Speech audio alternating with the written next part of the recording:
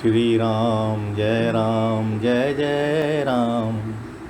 आज का हमारा विषय है हनुमान चालीसा में दी गई चौपाइयों से कैसे हम अपनी इच्छा प्राप्ति कर सकते हैं। हनुमान चालीसा में 2 दोहे हैं और 40 चौपाइयाँ हैं।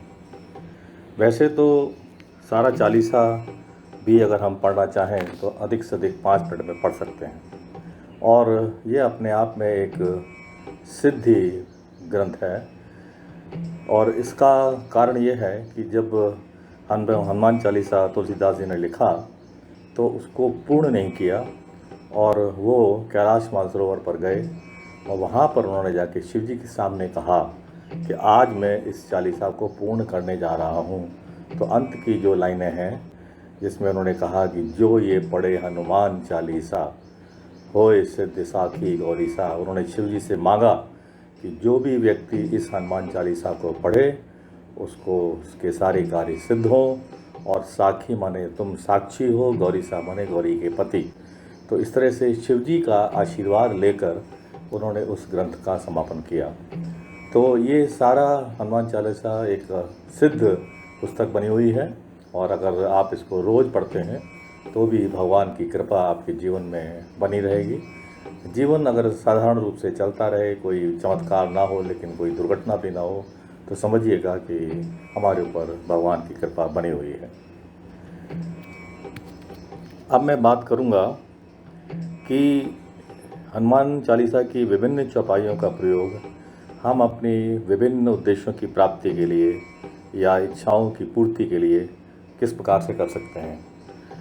सबसे पहले अगर किसी को आत्मग्लानि हो, कोई ऐसा काम हो गया हो जो कि ग्लानि भरा हो, तो उसको दूर करने के लिए हनुमान चालीसा के जो प्रथम 2 दोहे हैं उनका जाप करना चाहिए।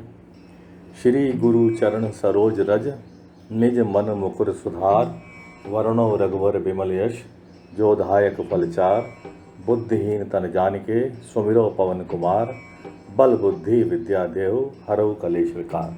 थोड़ा थोड़ा अर्थ मैं हर एक चौपाई के साथ या दोहे के साथ बताऊंगा ताकि आपको पता रहे कि आप जो जाप कर रहे हैं उसका अर्थ क्या है। गुरु चरण सरोज रज, गुरु के चरणों की पवित्र धूल रज से मैं अपने मन रूपी दर्पण को साफ करूं। मुकर का अर्थ है दर्पण। भगवान के दर्शन साक्षात तो बहुत कम लोगों को होते हैं, ज़्यादातर मन रूपी दर्पण में ही होते हैं। और अगर हमारा दर्पण साफ नहीं है तो दर्शन भी हमें साफ नहीं मिलेंगे। चित्रकूट में एक बड़े संत हुए हैं प्रेम पुजारी जी, और वो कहा करते थे कि जो प्रभु के दर्शन चाहिए तो दर्पण मलते रहिए, जब दर्पण लागी काई तो दर्श कहाँ से पाई। वर्णो रघुवर विमल जस, जो धायक फलचार। मैं ऐसे भगवान का वर्णन करने जा रहा हूँ जिससे कि मुझे 4 फल प्राप्त होंगे और वो फल हैं धर्म, अर्थ, काम और मोक्ष। बुद्धिहीन तन जान के, हे प्रभु मुझे बुद्धिहीन समझ के मैं आपकी आराधना कर रहा हूँ। सुमिरो पवन कुमार, बल बुद्धि विद्या देव। मैं बल, बुद्धि और विद्या आपसे मांग रहा हूँ और मेरे कलेश और विकारों का प्रभु अंत करिए। अगर भगवान से ज्ञान की प्राप्ति के लिए कुछ मांगना है तो जिस चौपाई का हमको स्मरण करना चाहिए वो है जय हनुमान ज्ञान गुण सागर, जय कपीस तिहुँ लोक उजागर। हनुमान, हनु का अर्थ है हनन करना। जिस व्यक्ति ने अपने मान का हनन कर लिया हो वो हनुमान।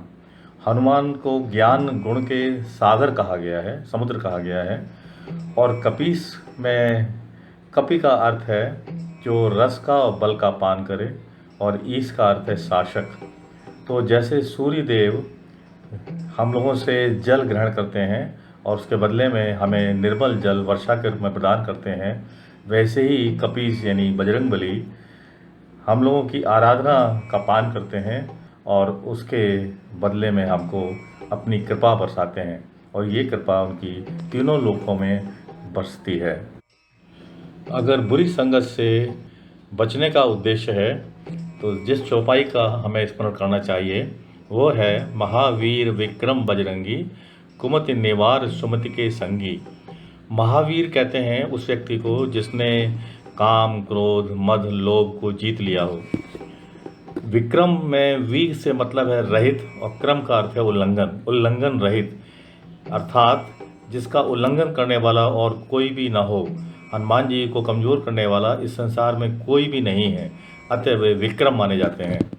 कुमति निवार सुमति के संगी। हनुमान जी की विशेषता है कि वो कुमति से दूर रखते हैं और सुमति का साथ देते हैं, सुमति प्रदान करते हैं।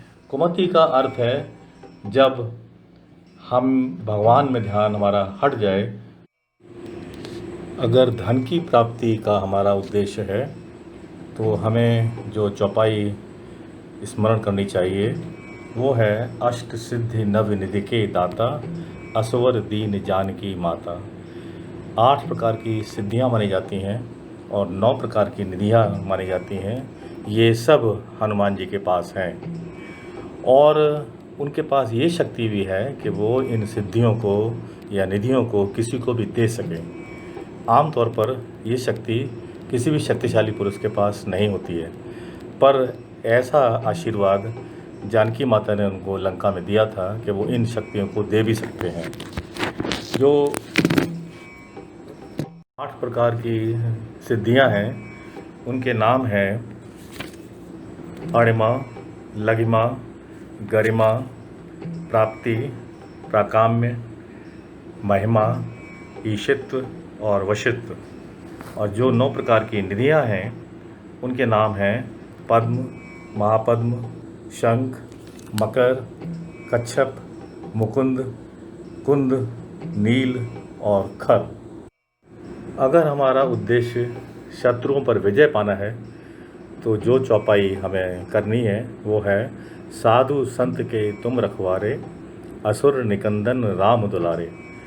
साधु कहते हैं सज्जन पुरुष को और संत वो जो संसार से पार लग चुके हैं या औरों को भी पार लगा सकते हैं। साधु की अगली श्रेणी संत है। तो कहा गया है कि साधु और संतों के आप रखवाले हैं और असुरों के, राक्षसों के आप मारने वाले हैं, निकंदन, राम दुलारे, और राम के भी आप अत्यंत प्यारे हैं। सीता जी ने लंका में हनुमान जी को आशीर्वाद दिया था और वो ये था कि अजर अमर गुण निधि सुत होऊ, करऊँ बहुत रगनायक छोऊ। तुम अजर बनो, अमर बनो, गुणों की खान बनो। हे पुत्र, तुम्हारे ऊपर भगवान राम अपना प्रेम बरसाएं। तो इसीलिए उनको यहाँ पर राम दुलारे भी कहा गया है। अगर हमारा उद्देश्य चिंताओं से मुक्ति पाना है या अगर हमें डिप्रेशन है और उसको दूर करना है तो जो मंत्र हमें जपना चाहिए वो है राम रसायन तुमरे पासा, सदा रहो रघुपति के दासा। जो राम रस हज़ारों वर्ष की तपस्या के बाद भी ऋषि मुनियों को नहीं मिलता है वो तुम्हारे पास है और तुम सदैव रघुपति के दास रहोगे। एक बार विश्वामित्र जी ने हनुमान जी से कहा कि अगर तुम कुछ मांगना चाहो तो तुम मुझसे कुछ मांग लो। हनुमान जी ने उनसे कहा कि मुझे ये वर दीजिए कि मैं प्रभु के चरणों में हमेशा दास बनकर रहता। अगर हनुमान जी की कृपा पाने का हमारा उद्देश्य है तो हमें जो मंत्र करना चाहिए वो है जय जय जय हनुमान गोसाई, कृपा करो गुरुदेव की नाई। गोसाई कहते हैं ऐसे व्यक्ति को जिसने काम, क्रोध, मद, लोभ को जीत लिया हो। और कहा गया है कि मेरे ऊपर आप गुरु की भांति कृपा करो। गु से अर्थ होता है दोष और रू से दूर करना, तो जो दोषों को दूर करे वो गुरु। तो गुरुदेव की भांति आप मेरे ऊपर कृपा करें। अगर भाई बहन के बीच कलह रहती है और उसको दूर करने का उद्देश्य है तो जो मंत्र हमको करना चाहिए वो है रघुपति कीनी बहुत बड़ाई, तुम मम प्रिय भरतय सम भाई। रघुपति माने भगवान ने बजरंगबली की बहुत प्रशंसा की और कहा कि तुम मुझे भरत के समान प्रिय हो। अब प्रश्न ये उठता है कि भरत के समान क्यों कहा, लक्ष्मण के समान क्यों नहीं कहा, शत्रुघ्न के समान क्यों नहीं कहा? तो उसके 2 कारण थे। एक कारण तो ये कि भरत और हनुमान जी की प्रकृति एक सी है, दोनों ही ज्ञान गुण सागर कहे गए हैं और दूसरा कारण था कि जब पुत्रेष्टि यज्ञ हुआ था तो जो प्रसाद कैकेयी के हाथ में आया था उसमें से आधा चील लेकर चली गई थी और उसने अंजनी के आंचल में डाल दिया था और उनके ग्रहण करने के बाद हनुमान जी जन्म लिए थे। तो एक प्रकार से हनुमान जी और भरत भाई भाई हुए। अगर हमें भूत पिशाच मंत्र या टोटकों का भय है तो हमको ये चौपाई करनी चाहिए।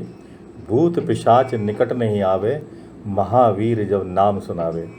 भूत पिशाच पास नहीं आते हैं जब हम बजरंगबली का एक बार नाम ले लेते हैं। भूत वो लोग होते हैं जो तन से तो संसार से जा चुके हैं लेकिन मन से अभी वो यहीं हैं। ये भूत पिशाच एक बार शिव जी के पास गए और उनसे कहने लगे कि हनुमान जी तो हमें अपने पास फटकने भी नहीं देते हैं, तो हम कहाँ रहें। तो शिव जी ने उनसे कहा कि तुम सब मेरे पास आकर रहो। अगर स्वास्थ्य लाभ का हमारा उद्देश्य है तो जो मंत्र हमको करना चाहिए वो है नासे रोग हरे सब पीरा, जपत निरंतर हनुमत बीरा। सारे रोगों का नाश हो जाता है, सारे कष्ट दूर हो जाते हैं अगर हम हनुमान जी का नाम निरंतर जपते हैं। एक बार तुलसीदास जी को भी बाहों की पीड़ा हो गई थी और वो भैरों की नाराज़गी की वजह से हुई थी। तो तुलसीदास जी ने हनुमान जी से कहा कि प्रभु मुझे राम जी की प्रार्थना में बड़ा दिक्कत होती है, कष्ट होता है।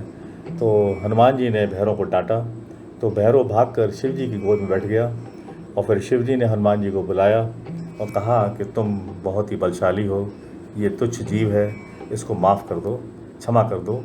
और तुलसीदास से कहो कि विनय पत्रिका में जहाँ उसने सारे देवों के, भूतों के, प्रेतों की स्तुतियाँ गाई हैं वहाँ भैरवों के लिए भी एक स्तुति अगर लिख दे तो ये प्रसन्न हो जाएगा।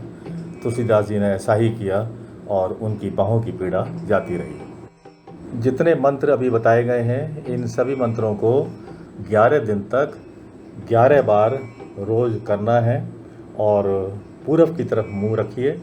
साथ साथ कुछ बाद में भोग चढ़ा दीजिए और पुष्प, सफ़ेद पुष्प अर्पित करिए।